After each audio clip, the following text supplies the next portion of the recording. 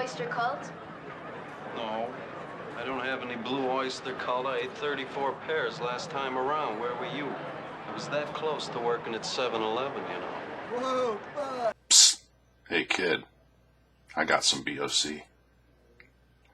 Okay, but BOC's my favorite. I just don't Buccaneer BOC, baby. Today, so I threw this one. Flip the camera back around. This is their sound check. Grab There we this go. seat, and then let's tag team reserving it. Make sure that someone Richie doesn't counts take on. Okay, I was thinking about the same thing. Like, I was gonna pre-game in my car and then fucking come back, but I was like wondering whether I should put my shirt there or what the fuck I should. No, Eric just tag Bloom team. right there in the middle. If you put a Buck shirt Darn's there, taking a someone drink will right steal your now. Yeah. I'm trying to get a group Can't together. fucking so wait. we can hold these seats because they're going to go in. Hopefully I get my fucking record signed. I got two of them This is here. good enough for me. Yeah, so we're trying like use The new drinks or album. whatever, just put it on the fucking Yeah. seat or whatever. And I'm going to get a water. And of you come course, sit, then- you guys are doing Fire of Unknown Origin. just so you know, yeah, I'm meeting a a big friend of fan, so I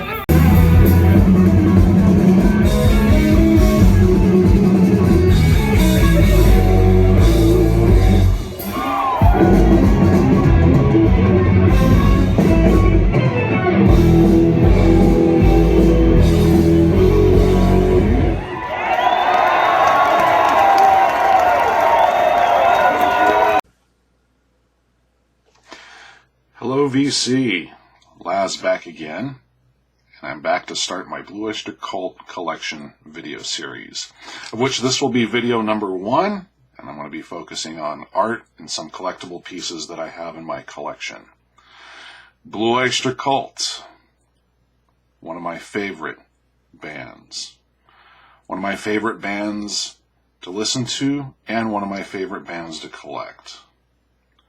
And I wanted to share that collection with fellow BOC collectors. This is going to be the first one, and then I will move on to, I believe, CDs, videos, and then I will wrap it up with the vinyl collection. So, if you're a BOC fan, or just a music collector in general,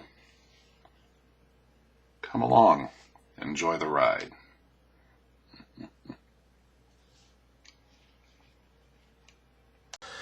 Okay guys, so this is going to be the art portion of my BOC collection. So this is stuff that is framed, hangs on the wall, etc. So I'm going to start with the smallest thing, which is, I can't remember when this came out, late 70s, early 80s, but this is the ad that appeared in magazines, and this is a sheet from... torn out sheet from one of the magazines for Ampex tape, and it's Tape of the Stars. Tape the Stars on the Tape of the Stars, and a very cool artist rendering of the band. Each band member in a different color, kind of reminds me of, the Kiss solo albums. This artist, I don't remember his name, but Ampex as a company, they did a series of these with various bands. BOC, Blondie, I think maybe the Kinks, I can't remember who else, that appeared in various music magazines. But this is the BOC one, and this is the actual printed sheet out of one of the magazines. And then, this is not hard to find. You can find this. But what is hard to find is the next piece, which is in relation to this. And that is the actual poster that hung in hi-fi stores, stereophonic stores. And this is the actual poster for that. And this, it says the Tape of the Stars, and this really cool silver, I'll get it closer, not reflect it too much, and a nice silver ink there. And there's the tape, Ampex cassette tapes. And so, a bigger picture you can kind of see. This is pretty rare. This is tough to find. I have it framed, matted on silver stock. So this is a very cool piece. I love this piece. They really capture the Bouchard brothers, Eric Bloom, of course, Alan Lanier, Buck Dharma. Just such a cool piece. But this hung in hi-fi stores, stereo stores, where you bought your stereo equipment and recording materials. So there's that one. And then next is going to be a series of Columbia Records promo posters that actually hung in the record stores, okay? Hung in the windows of like Tower Records, etc., etc. They don't, you know, I wish labels still did this. Now they kind of give you just these little small things to hang around. But back in the day, when music stores had these big, huge windows, record labels would send you giant posters to hang in there. Now, all of these are mint, unhung. As I've collected them over the years, I found them all new and unused. So they're all framed. And I'll start with the smallest one, which is for Club Ninja, and this is 24 by 24. And so as you can see here, and it'll say at the bottom, I don't know if it'll get on screen, but at the bottom in the corner, it's got, you know, Columbia Records and the date. So tough to find frames for these things because they're, you know, 24 by 24, and then the other ones are even bigger. But this is my Club Ninja promo poster. And again, I frame all this stuff and seal it, you know, so that the bugs don't get in there. For those that don't know, if you like to preserve artwork and whatnot, definitely seal your frames because you will, over years and years, there's little insects that can crawl in and ruin your stuff, depending on where you live, etc. Next, one of my favorite pieces. This is 3 feet by 3 feet. And this is the Fire of Unknown Origin promo poster.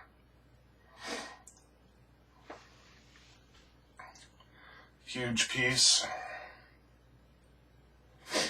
And again, Columbia Records, promotional use. And there's the back. So you see how I do these here. So 1981.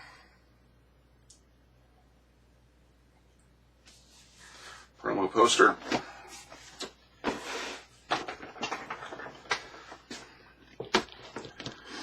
Next, this is the same 3 foot by 3 foot.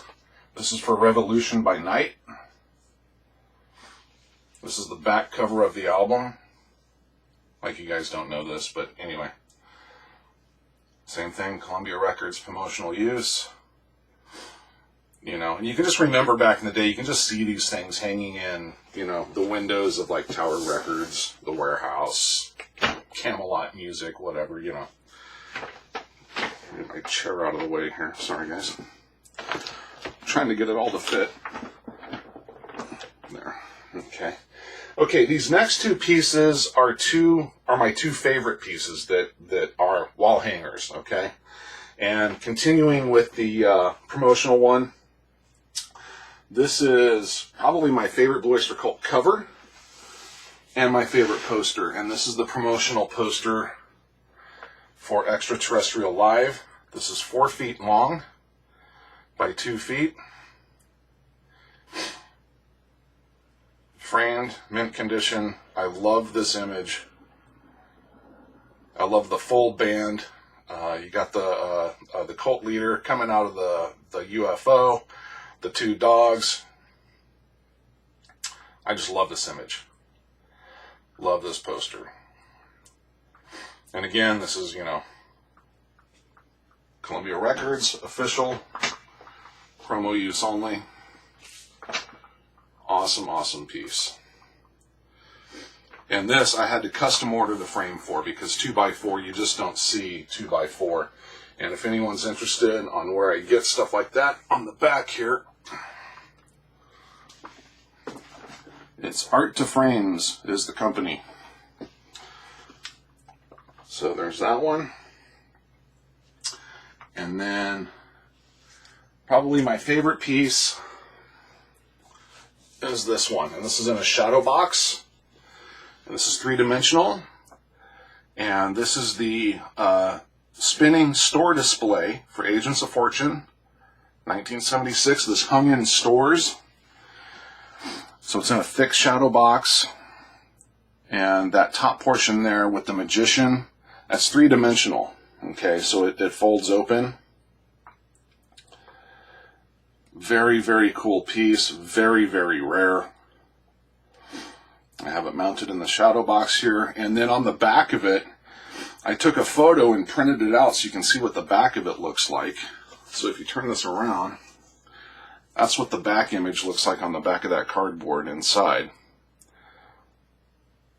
It's got the first 4 albums prior to Agents of Fortune.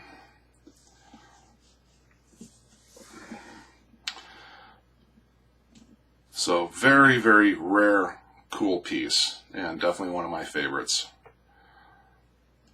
And so that's that. And then there is actually another 2 pieces I forgot to grab. One I can't because it's mounted on the wall and half of it is behind a shelf. So it's just, but it's the black and blue tour poster for Black Sabbath and Blue Oyster Cult. I have that. And then I have another live poster that's just not framed yet. I just have it rolled in a tube. Eventually I'll get that framed. But so for the framed artwork, those are my pieces there. So moving on to the next stuff.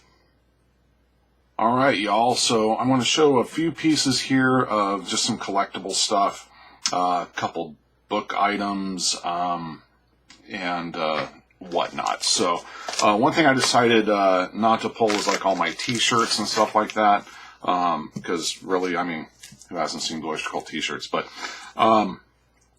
anyway, I have a box of stuff like this, and I thought I'd show this, just because this is the kind of stuff I really dig, and I have a lot of complete promo vinyl pieces with press kits, etc., and you'll see those when I do the vinyl portion of the collection. But this is like some extra stuff. I have a whole box of this stuff. This is a promo letter from Coke International Records, in relation to, I believe it's Cult Classics. I have lots of promo photos. This Ain't the Summer of Love, Snarl Blue Oyster Cult, this, This is another bio letter, etc. promo. This was another one of the photos, promo photos. I have lots of this stuff.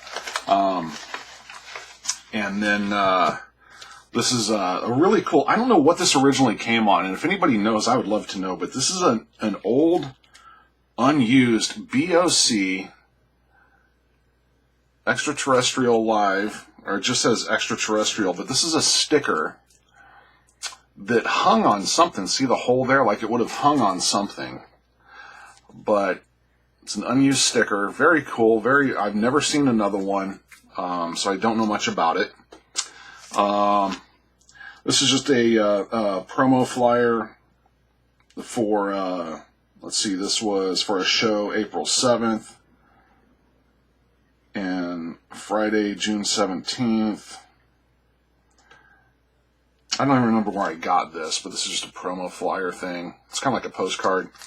I don't remember what year this is from, but this is a tour scarf. I have it all folded up and bagged in here.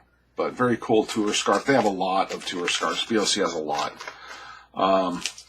And then next I'm going to show a book. This is, if you're going to, Martin Popoff did a lot of BOC books. Well, I think he did 3 or 4. But this is the only one that I have. I really need to pick up the bio books, whatnot. But this is the visual biography hardcover. This is this big, awesome.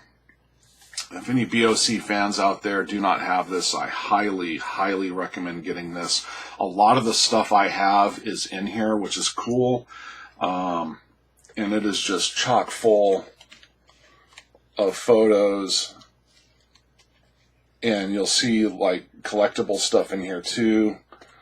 It's just an absolute phenomenal book. Martin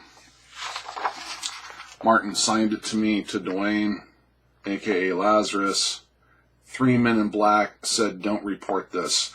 I told Martin I'm a big Imaginos fan, so he wrote that in there for me, which is very, very cool. So, and then signed it. But highly, highly recommend this book. So any BOC fans, if you don't have this, drop down and get it, because it is phenomenal. So there's that. And then now to the two of the rarest things that I have. So first I'm going to show these. And these are very rare, especially the first portion of these. And to find to complete a set is a major, major chore. I don't know how many people out there actually have a complete set, but I do here. In fact, I have some duplicates. But what is this? This is the Morning Final fan club magazine from BOC from New York. Okay, there's 14 issues. All right, they did issue 1 through 9 early on, and then they stopped producing it for a while, and then they came back and did 10 through 14 later, a few years later, and then they stopped after that. So these are extremely rare. I have them all, you know, bagged and boarded, numbered. So I will show you these. And they're very cool pamphlets. You can actually go to the BOC, the original website, and you can get PDFs of these. But these are the original, actual ones here. So there's number 1. That's number 2. Number 3. Number 4. Number 5. Number 6. Love that cover with the cross guitars. Number 7. Number 8. And number 9. And then this is when they came back and they did number 10. Number 11, which I have 2 copies of. Number 12, I have 2 copies of this. Number 13, the red cover with Buck, I have 2 of that. And then number 14, this is the final issue here, I have 2 of those. So these are very cool. All kinds of neat tidbits of information in these things. Very, very rare to find these. So my Morning Final set of fan club magazines. Okay, this last piece here that I'm going to show, this is a grail. This is shown, I don't remember which Blu-ray. There's a special feature in one of the Blu-rays that shows BOC like in the dressing room, and they're kind of practicing. And Eric Bloom is holding this book, and he has it open, and he's referencing the book. And this book is the leather-bound hardcover lyric book, and this is extremely, extremely rare.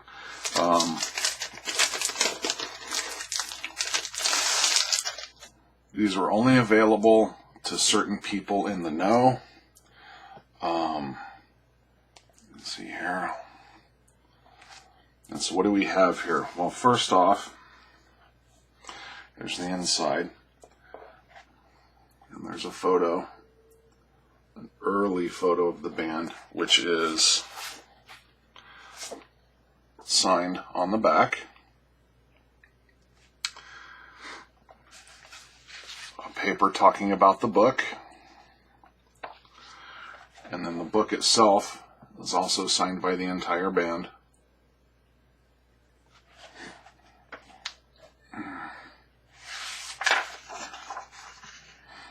And so this is every lyric to every BOC song through Imaginos.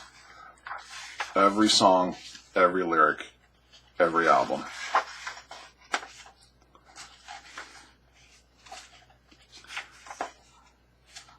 And so, like I said, in this Blu-ray, you see Eric Bloom with his copy of this book, you know, referencing it as they're kind of practicing in the dressing room.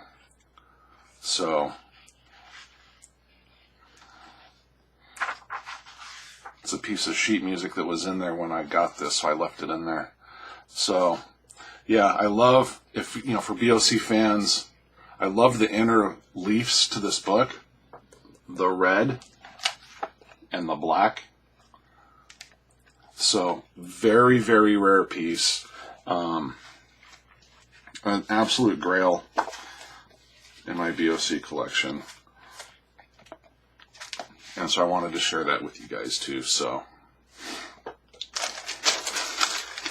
and I, of course, in typical fashion, keep it bagged.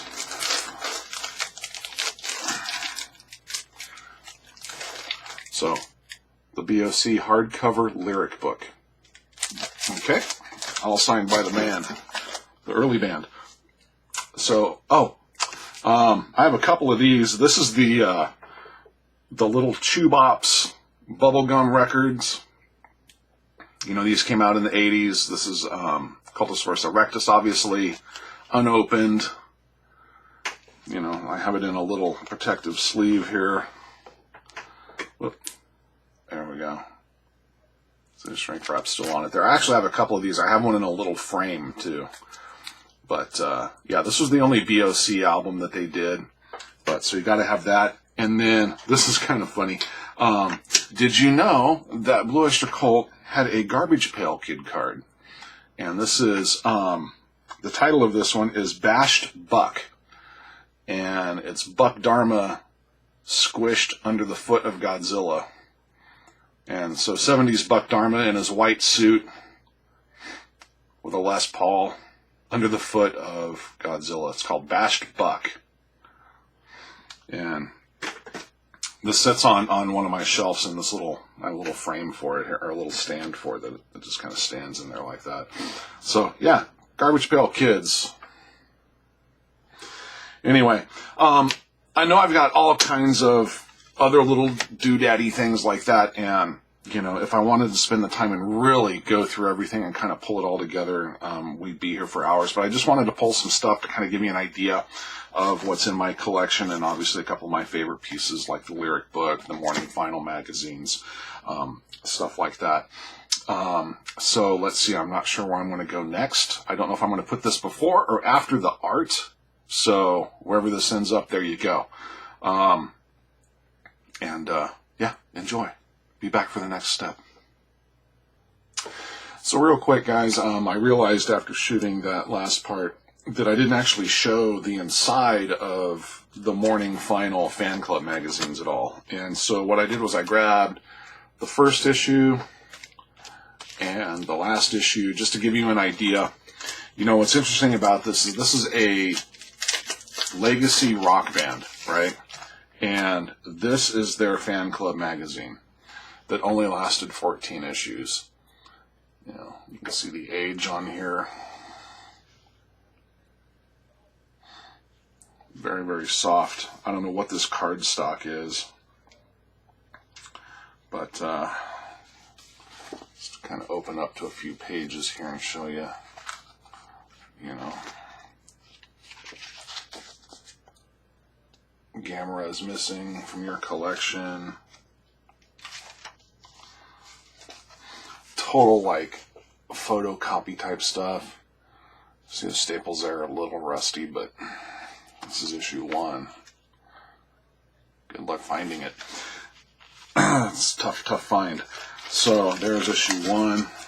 Oop.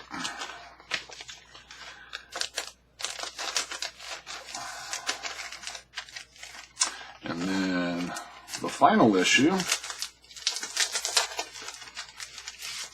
issue 14. And so here they actually got on the back where there's the little, you know, hook and cross BOC symbol with the information right inside the front cover there. Morning Final number 14. Another page here, let's see. He'd like to see you in black.